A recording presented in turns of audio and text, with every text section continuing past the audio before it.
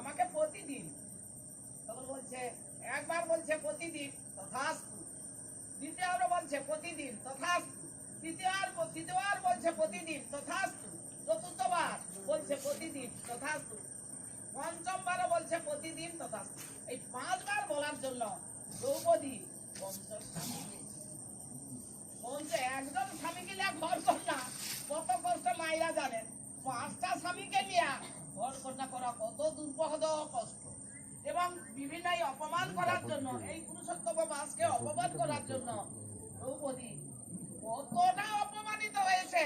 দ্রৌপদীর বস্ত্রহরণের সময় কি অপমান, এমন কি কোনো নারী আছে যে সবার সামনে তাকে অপমান করে উলঙ্গ করছে?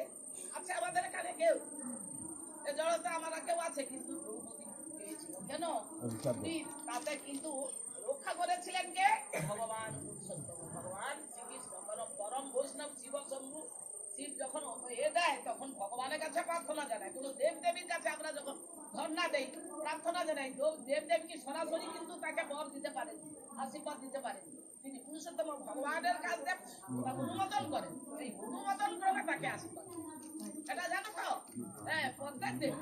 সেই জন্য ভগবান শিব তিনি ভগবানের পুরুষোত্তমের কাছে আমাদের বলছেন যে একে এর মঙ্গল করুন,